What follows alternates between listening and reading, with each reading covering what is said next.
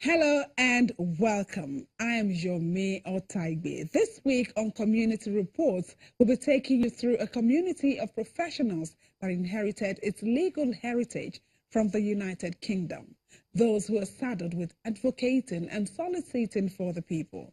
It's about lawyers and law practice in Nigeria. They refer to themselves as learned, but how well have they performed their role in the society? We'll be looking into this and more on the program.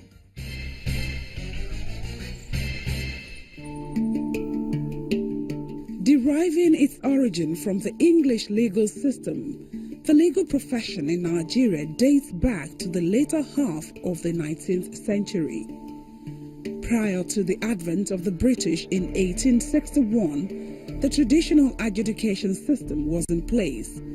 It was designed to promote communal welfare by reconciling the divergent interests of different people. However, it was inadequate to cope with the commerce in the new colony. From 1914, when Nigeria was amalgamated, different levels of legal systems were set up, and this dovetailed into the establishment of the Nigerian Law School in 1962 to provide practical training for aspiring legal practitioners.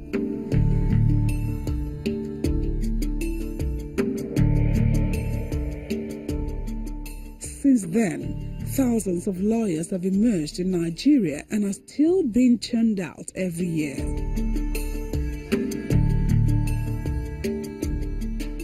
A senior advocate of Nigeria, Adewale Adesokun, looks back at events leading to his call to the Nigerian bar in 1987. In my secondary school, from 1, from 2, I joined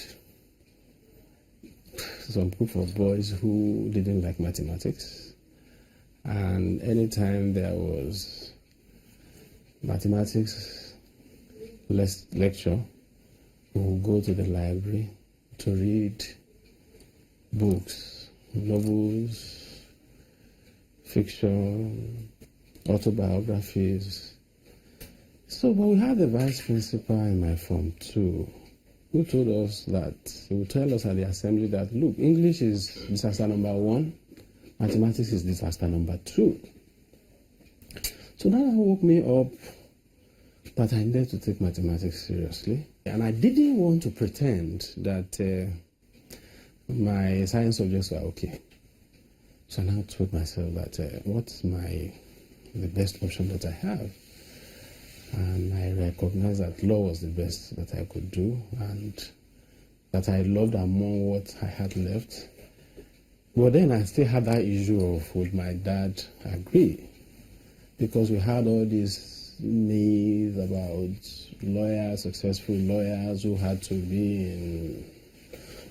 go around with juju, who had to be in fraternities, concords, and that it was impossible. The impression we had was that it was impossible to be a Christian and then be a successful lawyer. So I thought my dad would not agree. But when I told my dad, he was very, very happy. And from that point, I was not looking back. I concentrated, I chose my subjects properly in Form 4, and that was it.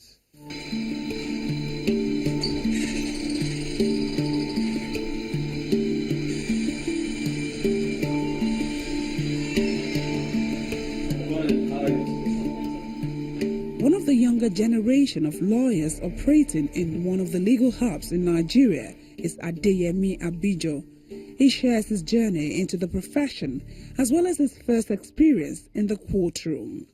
My initial decision to study law, I would say, was born out of the fact that when I was a young man, say in my secondary school days, I see lawyers around, and I appreciate, what they do as lawyers, especially that anybody referred to as a lawyer is seen as an elite. I finished studying law at Lagos State University in the year 2000. 2007. And immediately we set out for the Nigerian law school. I became a lawyer in 2008. And I started out almost immediately. I could recall that I was called to the bar on a Wednesday. And on Monday, I told my guy I wanted to go to court with him. And he encouraged me. In fact, getting to court, he decided to leave me to handle the case all alone. So he sat back. And being myself, I wanted to do that too. So I started addressing the court. It worked out deliberately. So I think he was trying to, watch what I was doing. So at some point, he saw that I was not too fluent with what I was saying. So he came in and excused the judge, or excused me, and he took over. But one thing that had done for me was that all the fear that you had in mind as a new wig, like we usually call new lawyers, had disappeared.